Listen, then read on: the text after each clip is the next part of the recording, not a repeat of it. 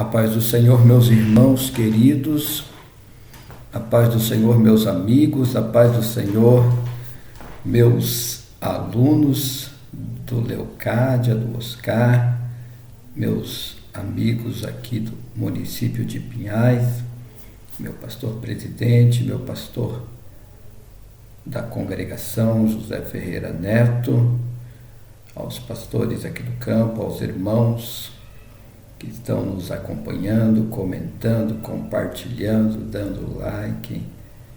Fiquei muito feliz pela quantidade de pessoas que assistiram à última aula. Teve um aumento bastante expressivo. Louvado seja o nome de Jesus. Que bom que eu estou sendo bênção na sua vida, assim como você está sendo bênção na minha vida. Terceiro trimestre, estamos indo aí em frente em nome de Jesus, no terceiro trimestre, onde estamos estudando os ataques contra a igreja de Jesus, as sutilezas de Satanás nesses dias que antecedem a volta de Jesus Cristo. E nesta lição vamos estudar a sutileza da banalização da graça. O texto áureo diz assim, porque pela graça sois salvos por meio da fé, e isso não vem de vós, é dom de Deus. Efésios capítulo 2, versículo 8. E a verdade prática, a graça de Deus não é barata. Ela requer arrependimento, novo comportamento, ou seja, nova vida em Cristo Jesus. A leitura bíblica em classe está no livro de Efésios, capítulo 2, do versículo 4 ao 10, que diz assim, mas Deus, que é riquíssimo em misericórdia, pelo seu muito amor com que nos amou, estando nós ainda mortos em nossas ofensas, nos vivificou juntamente com Cristo, pela graça sois salvos, e nos ressuscitou juntamente com Ele, e nos fez assentar nos lugares celestiais em Cristo Jesus, para nos mostrar, nos séculos vindouros, as abundantes riquezas da sua graça, pela sua benignidade para conosco em Cristo Jesus. Porque pela graça sois salvos, por meio da fé. Isso não vem de vós, é dom de Deus. Não vem das obras, para que ninguém se glorie, porque somos feitura sua, criados em Cristo Jesus para as boas obras, as quais Deus preparou para que andássemos nelas. A introdução, meus queridos, diz assim, nesta lição estudaremos sobre a graça de Deus. Maravilhosa graça. Não há dúvidas de que nos últimos anos os cristãos têm demonstrado maior interesse em conhecer melhor a doutrina da graça. Que bom, que isso está acontecendo. Nesse sentido, podemos dizer que há um despertar da graça, ou seja, a graça está em muitos lábios. Ou seja, as pessoas comentam muito sobre a graça. Nesse sentido, pode-se dizer que há um despertar da graça. Contudo, para muitos ainda, esse ensino continua muito ofuscado, sem entendimento. Nesse aspecto, pode-se dizer que a doutrina da graça tem sido mal compreendida, mal assimilada e, consequentemente, ela tem sido desvirtuada. Muito do que se prega e se ensina como sendo o evangelho da graça, nada mais é do que uma forma de deturpar a graça. É a graça barateada. Então, meu irmão, nesta lição, queira Deus que possamos ter esse entendimento. Será que eu não estou barateando a graça de Deus? Existem duas formas da gente baratear a graça ou desprezar a graça. Uma é achar que a gente, por ter sido salvo pela graça, não precisa das boas obras. E outra é confiar nas boas obras. Então, tome cuidado, tá? Existem esses dois extremos. Alguns hoje acham que não precisam de obra nenhuma. E outros se justificam nas suas obras, tá? É muito fácil de sermos enganados no nosso entendimento a respeito desse tema. Por isso, a meditação nessa aula é muito importante. Compreendendo a graça é divina.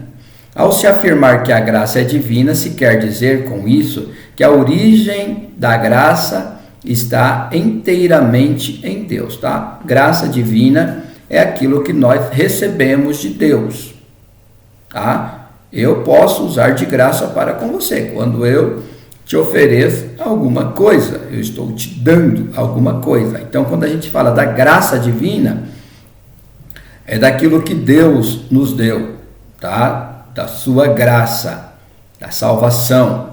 Tá? Foi Ele quem quis agir com graça. Tá? Deus deu agir com graça. Deus nos deu, tá? Sem que fizéssemos nada para merecê-la. O testemunho bíblico é que aprove a Deus salvar os homens. 1 Coríntios capítulo 1, versículo 21. Então foi Deus quem tomou a iniciativa de nos salvar. Tá? Nós não teríamos como tomar iniciativa alguma para irmos até Deus, para sermos salvos. Então Deus tomou a iniciativa de vir nos salvar quando nós estávamos apartados dele, perdidos, sem acesso a ele. Ele veio e construiu uma ponte para que pudéssemos ir até ele. Entendeu? Ou seja, que ponte foi essa? Jesus Cristo. Jesus Cristo. Isso significa que a origem da graça, bem como a iniciativa da salvação, é ato de Deus. A graça, portanto, tem origem no céu. Ninguém pode salvar a si mesmo. Tá? E como que Deus explica esse plano da salvação? Ele explica na sua palavra. Por isso que é muito difícil ou quase impossível ser salvo sem conhecer as Escrituras, sem conhecer a palavra de Deus, que é por intermédio do conhecimento da palavra de Deus que você vai entender o plano de Deus para a salvação, tá? O plano da graça, o plano daquilo que Deus nos deu, é por intermédio da palavra das Escrituras. A graça é imerecida, tá? Então, graça, tá? É um favor imerecido. Isso significa que ninguém a merecia e nem tinha como recebê-la, tá? E quando a gente fala da graça de Deus, daquilo que Deus veio nos dar, da sua salvação, nós não merecíamos, tá? Nós não merecíamos. Deus é bom e Ele nos dá muita coisa, tá? Ele nos deu muita coisa. Antes, quando nós ainda éramos bons, né? Quando nós ainda estávamos nos lombos de Adão e éramos bons, Ele nos deu muitas coisas, tá? Ele nos deu o sol, nos deu a chuva, nos deu todas as maravilhas da terra aqui para o ser humano, tá? E nos fez bons. A gente se tornou ruim. E daí Deus veio e nos deu a salvação. Nós não merecíamos a salvação. Se Deus deixasse-nos para sempre perdidos, Ele não seria mal, não se tornaria mal, injusto, tá? Ele não erraria nenhum. Ele poderia ter nos deixado perdidos e irmos para o inferno. Ele poderia, mas não. Ele então nos deu a graça imerecida. Ele nos deu um favor imerecido. Ele fez para a gente um favor que a gente não merecia, que é a salvação, a oportunidade de voltar de volta para o jardim, tá? Então, a nossa justiça própria é como um trapo de imundícia. Então, ninguém pode fazer alguma coisa para merecer a salvação. Deus nos dá antes da gente fazer as coisas, tá? Então, Ele nos dá antes, Ele nos dá a salvação antes. A gente não fez nada para que Ele nos desse Jesus Entendeu? Ele não fez, ninguém fez nada para que Deus nos desse Jesus. Tanto é que o Cordeiro foi imolado antes da fundação do mundo. Ele nos deu Jesus antes mesmo da gente pecar. Nossa condição, antes de conhecermos a graça, se assemelhava a de alguém que deve uma grande quantia e não tem com que pagar. Tá?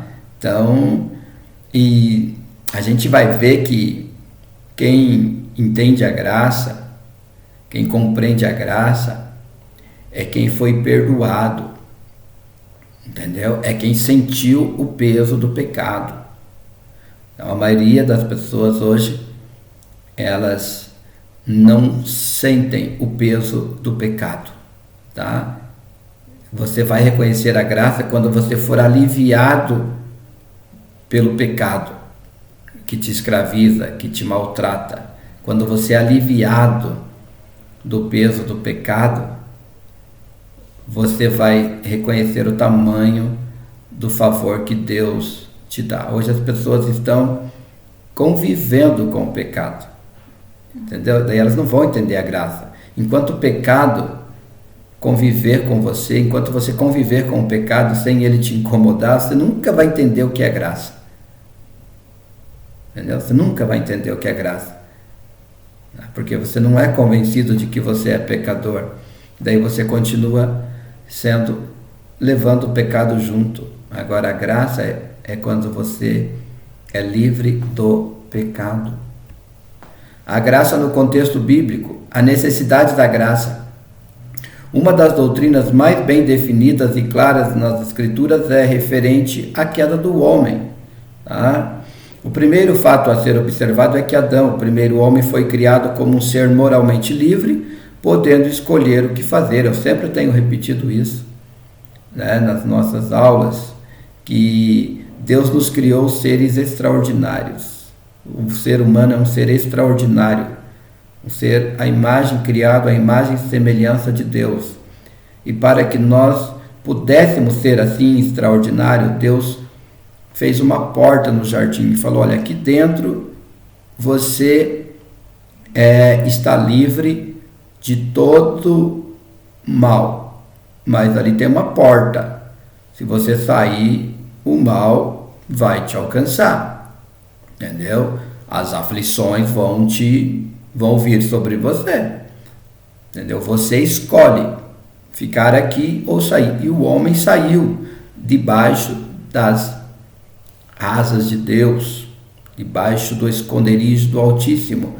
Saiu e está sofrendo, está levando uma vida de aflição, entendeu? Mas Deus, antes mesmo dele sair, preparou um caminho para ele voltar.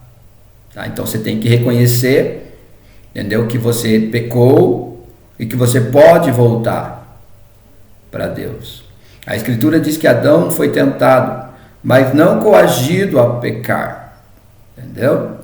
Ele foi tentado, né? Mas não foi induzido a pecar de propósito para estar aqui, entendeu? Assim como você também não vai ser coagido a voltar agora. Deus não vai te obrigar a voltar para o jardim. Ele vai te convidar. Entendeu? Satanás te coage, mas Deus não. Deus vai te convidar agora para você voltar, usando a tua livre e espontânea vontade.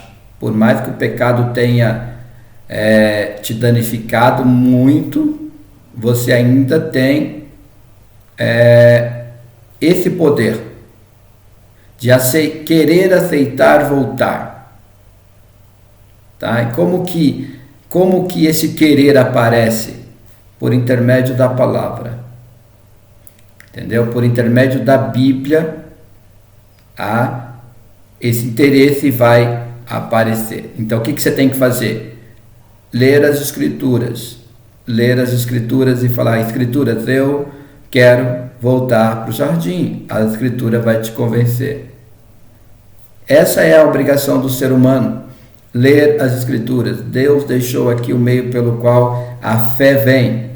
A fé vem pelo ouvir e ouvir pela palavra. Então essa é a responsabilidade do ser humano. Agora de, em pecado, voltar para o jardim do Éden. O segundo fato é que a queda do homem produziu consequências tanto para ele como para sua posteridade. Adão era o cabeça da raça e, como tal, todos os homens estavam sob seus lombos. Quando Adão saiu do jardim do Éden, ele trouxe-nos para fora, todos juntos. Nós já estávamos criados e éramos para simplesmente sermos reproduzidos por intermédio de Adão. Mas era para sermos reproduzidos enquanto Adão ainda era santo, mas ele saiu e nós fomos reproduzidos em pecado, tá? Porém, mesmo tendo nascido em pecado, a nossa obrigação é conhecer o Criador. Esse é o princípio da sabedoria, o temor do Senhor, querer conhecer o Senhor. Então, ninguém, portanto, ficou fora da esfera do pecado. Todos pecaram, todos. Até mesmo Maria pecou, tá? Até mesmo Maria pecou, todos pecaram. Tendo caído no pecado, o homem não podia por si mesmo se libertar. Uma das consequências advindas da queda foi a necessidade da satisfação da justiça divina. Por isso, a justiça de Deus exige a punição do pecado. Isso porque Deus, sendo justo e santo, não deixaria o pecado impune. Contudo, assim como Deus é justo, da mesma forma, ele é amor. Isso é denominado pelos teólogos como a doutrina do duplo amor de Deus. O amor de Deus à justiça e o amor de Deus à humanidade. E por um lado, a justiça divina exige a punição do pecado, por outro lado, o amor de Deus pela humanidade levou a prover a cruz como meio de justificação. Em Cristo Jesus, portanto, Deus manifesta o seu grande amor pela humanidade e vê nele sua justiça satisfeita. Tá? Então Deus, como ele é perfeito, ele é amor, né? E o homem teria uma consequência para o seu pecado, tá? E a sua consequência para o homem era a morte, né? E Deus, para livrar o homem do pecado, precisava de um sacrifício, e homem algum estava capacitado para ser sacrificado por causa dos nossos pecados. Então Deus envia o seu próprio Filho Santo para que ele fosse o sacrifício pelos nossos pecados, pelos pecados da humanidade. Esse é o amor de Deus, né? Amou o mundo de tal maneira que deu seu Filho unigênito para que todo aquele que nele crer não pereça, tá? Mas tenha a vida eterna. A extensão da graça. As Escrituras afirmam que Deus quer salvar a todos, tá? Então aqui cai por terra a doutrina da predestinação, tá? A vontade de Deus é que todos os homens sejam salvos. Deus ama a todos. Logo, o mais vil pecador, no lugar mais longe, mais distante que estiver, é amado por Deus e por isso deve ser alcançado, tá? Ou seja, nós como igreja devemos levar o evangelho para o mais vil pecador, tá? Devemos levar o evangelho nas prisões, devemos levar o evangelho em qualquer lugar do planeta para o mais vil pecador, porque Deus gostaria que todos os seres humanos fossem salvos. O alcoólatra, o adúltero, o homicida, todos serão aceitos por Deus se receberem a graça divina, Jesus Cristo. Essa graça é extensiva a todos os homens. Ela é universal, contudo, essa graça não é universalista. Uma coisa não tem nada a ver com a outra. O universalismo prega que todos, independentes do credo, religião, ou arrependimento, ou comportamento, serão salvos, tá? Ao contrário, a graça é universal, porque é estendida a todos os homens. Todos os que se arrependerem e confessarem a Cristo podem ser salvos. A graça é oferecida a todos, tá? Então, Deus nos deu a graça, Deus nos ofereceu a salvação. Contudo, nós temos o direito, nós temos o livre-arbítrio de aceitá-la ou não aceitá-la, tá? Muitos não aceitam a graça de Deus, tá? E vão continuar perecendo, não terão vida eterna com Deus, tá? Contudo, só se torna eficaz na vida daquele que crer, tá? A graça no contexto da reforma, a corrupção da doutrina da graça. O contexto da reforma protestante no século XVI é muito diversificado. Contudo, é possível identificar alguns fatores que contribuíram para o surgimento da reforma, tá? Que foi a separação da igreja protestante do catolicismo.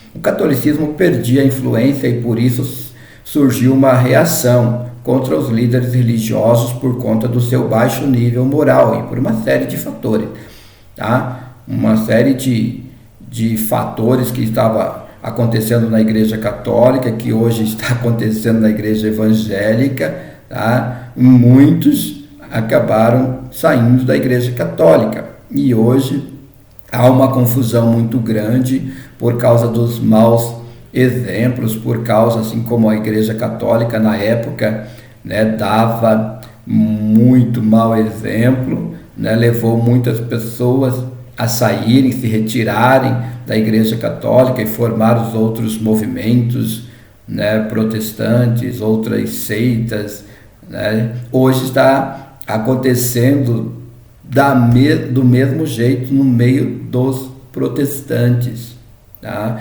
Principalmente pelos maus exemplos de muitos líderes de igrejas tradicionais, tá? Tem levado a muitas pessoas a se revoltarem contra o evangelho, né?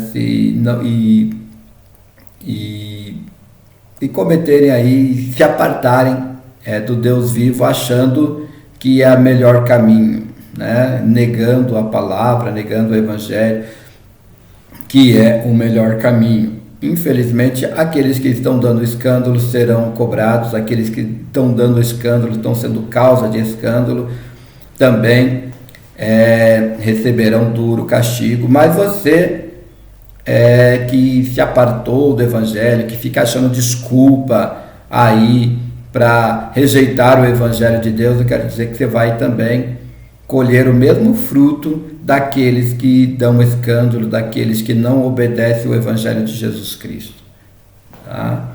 Então, não cometa esse erro, tá? A salvação é por intermédio de Cristo Jesus, é por intermédio das Escrituras, tá? Não se aparte do Deus vivo, não se aparte das Escrituras, não se aparte do Senhor, tá?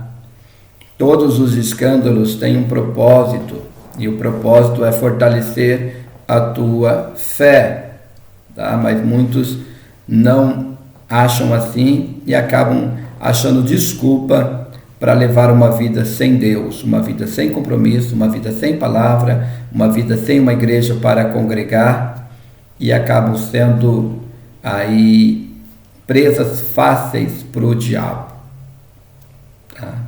Com Deus, né, vai ser difícil esses últimos dias, tá? Com Deus não vai ser fácil, mas sem Deus eu quero te dizer que vai ser muito pior.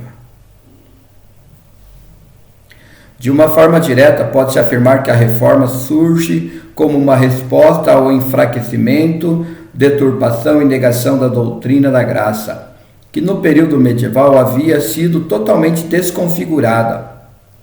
A salvação pelas obras havia substituído a salvação pela fé somente, tá? O ser humano tem uma dificuldade muito grande em entender isso. Alguns querem ser salvos pelas obras e outros querem ser salvos sem obra nenhuma. É o que nós estamos vivendo hoje em dia, tá? Então, o barateamento da graça pode ser dessas duas formas. Uns quererem ser salvos pelas obras e outros quererem ser salvos sem obra alguma, tá? Só pela graça.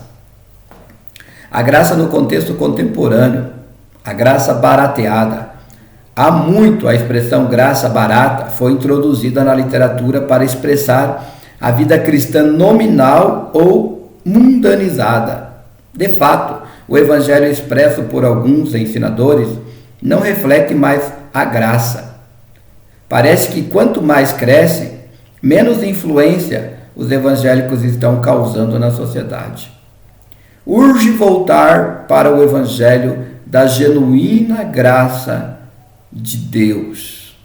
Tá? Então, nós pentecostais, nós assembleianos, principalmente, né, às vezes a gente é muito raso numa crítica às igrejas mais atualizadas, às igrejas mais atuais, né? Às vezes a gente se justifica demais no nosso passado, no passado de uma doutrina mais rígida, né? E muitas vezes a gente também não consegue fazer esse devido cálculo aí de que os nossos excessos, houve muitos excessos, e esses nossos excessos é que levaram essas pessoas a comprarem essa graça barata, entendeu? Os nossos excessos levaram muitos, né, para o outro extremo, que é ter uma vida, né, sem compromisso com a palavra, sem compromisso, né, com a oração, né, e aí o que acontece? Leva uma vida, né, guiada pela carne, muitas vezes, que não é o caso de todos, tá? Mas infelizmente muitos acham que ser salvo por Jesus lhe dá o direito de andar e viver de qualquer forma como o mundo, tá? E não sabem que isso também influencia na sua salvação. Tá? Tanto essa graça barata, tá? Como alguém querer se justificar pelas suas obras. O valor da graça. Escrevendo aos Coríntios, o apóstolo da graça afirmou: vocês foram comprados por um preço bom, por bom preço. Paulo foi um defensor do evangelho da graça. Em seu tempo ele não aceitou de forma alguma os penduricalhos, que em seu tempo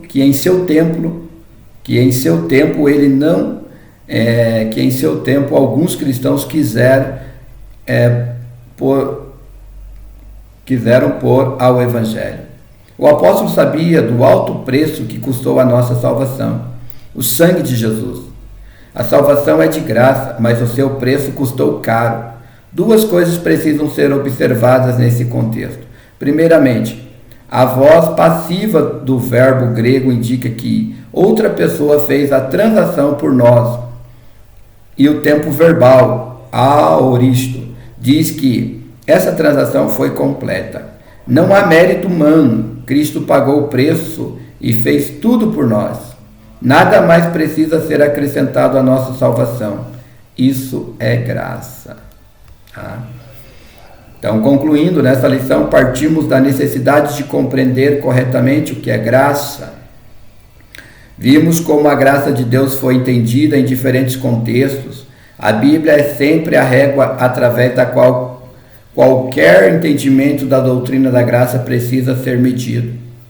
Como verberou na Reforma, a Escritura continua ecoando em nossas vidas. A salvação é somente pela graça. Louvado seja o nome de Jesus Cristo. Tá? Eu indico aí para vocês este livro, escrito por mim, O Sucesso é Não Pecar. Tá? Ele dá uma aprofundada na questão do pecado, né? Ele mostra como nós pecamos, como nós fomos afligidos pelo pecado.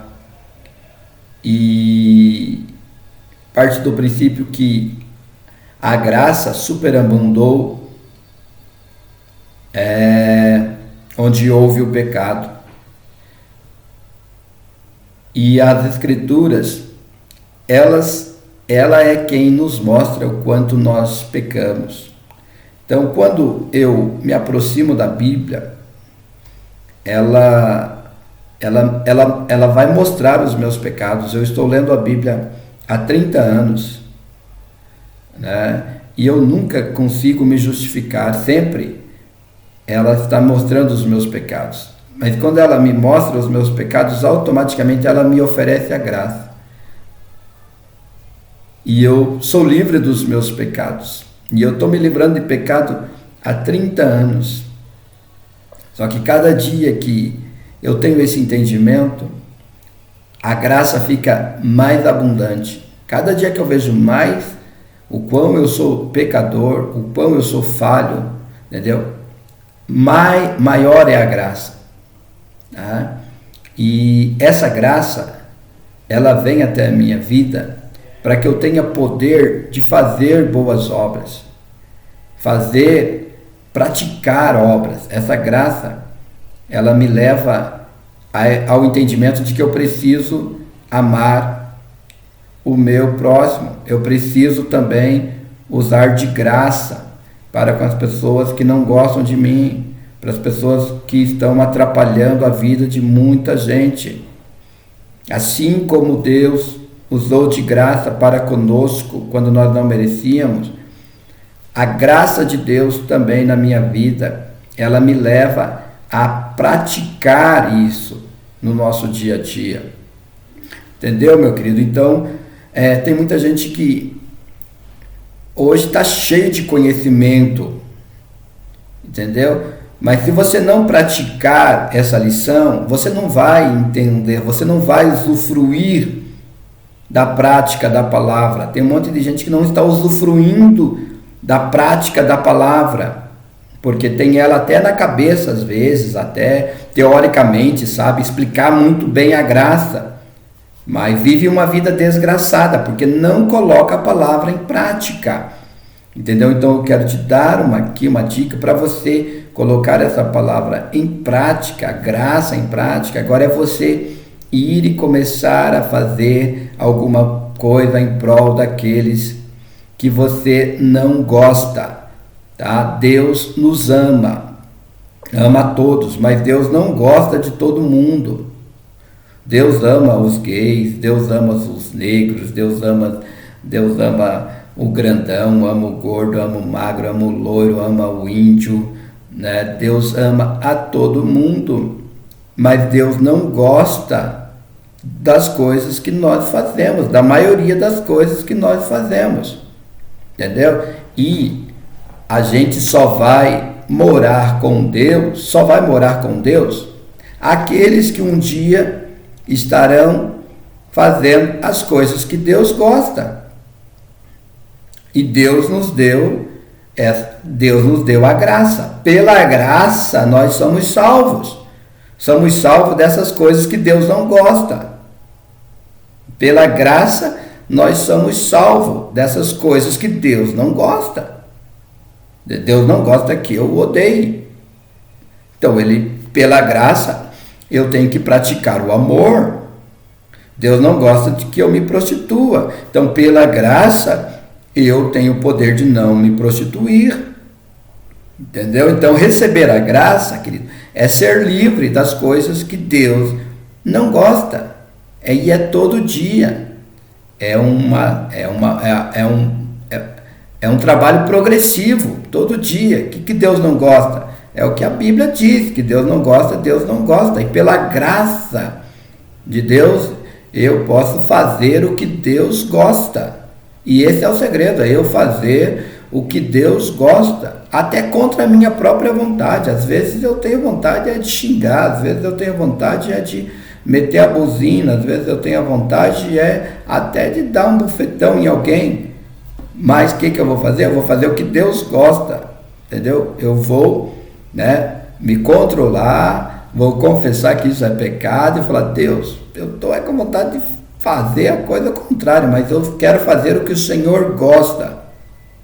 Eu quero fazer o que o Senhor gosta. Eu faço muitas coisas que o Senhor não gosta, mas eu quero reconhecê-las e lutar contra elas e fazer o que o Senhor gosta. E quanto mais eu vou tendo esse entendimento, mais a graça vai vindo e eu vou praticando as coisas que Deus gosta, e isso me dá a certeza absoluta de que eu vou morar com Deus para todo sempre. Agora, se você está fazendo o que Deus não gosta, se você está pecando, né, e quer conviver com o pecado, querido, só está dando escândalo, entendeu? E depois ainda fica brabinho de alguém apontar o dedo para você, entendeu? Ninguém pode apontar o dedo para você, certo? Mas saiba de uma coisa, que você também não tem desculpa para ficar fazendo o que está fazendo, a coisa errada, entendeu? Então dê graças a Deus por alguém apontar o dedo para você daquilo que está errado na palavra, na tua vida, por intermédio da palavra, e vai ver na palavra, e vai fazer a coisa certa, porque senão você não vai um dia morar com Deus, porque só vai morar com Deus aqueles com os quais Deus tem prazer, tá? E aquele que aprende com Cristo aprende a dar prazer para Deus. Deus vai ter prazer de andar com você. Eu sou professor, entendeu? Eu amo meus alunos, mas eu tenho alguns alunos, tenho algumas turmas, entendeu? Que se eu tivesse oportunidade, eu não pegaria aquelas turmas, entendeu? Porque eu não tenho prazer nenhum de estar naquela classe, entendeu? Mas eu amo, entendeu? E eu vou lá e dou aula para todos, entendeu? Assim como Deus nos ama e nos deu a oportunidade de nos tornar melhor, de nos tornar e de nos transformar e dar prazer para Ele. E essa porta está aberta, mas um dia vai se fechar a porta, um dia Deus vai fechar a porta, e aqueles que Ele não tiver prazer, entendeu? Hoje nós estamos tendo, Deus nos deu a graça com a qual nós podemos dar prazer para Deus. Se você negar a graça, você nunca vai poder dar prazer para Deus, e um dia Ele só vai conviver com aqueles que têm prazer em estar com Ele e Ele prazer em estar conosco. Deus abençoe a sua vida, tá? Compartilhe aí, positiviza aí o meu vídeo. Deus abençoe. Quero orar pela sua vida. Amado e querido Deus, em nome de Jesus Cristo, eu quero te louvar e te agradecer pelo grande privilégio que o Senhor nos concedeu nesta manhã, de podermos estar comentando mais esta lição. Deus abençoe a vida de cada irmão que tem nos abençoado com o tempo, ouvindo a nossa meditação, que o Senhor possa, por intermédio dessa aula, estender as suas mãos, alcançar este coração, esta vida.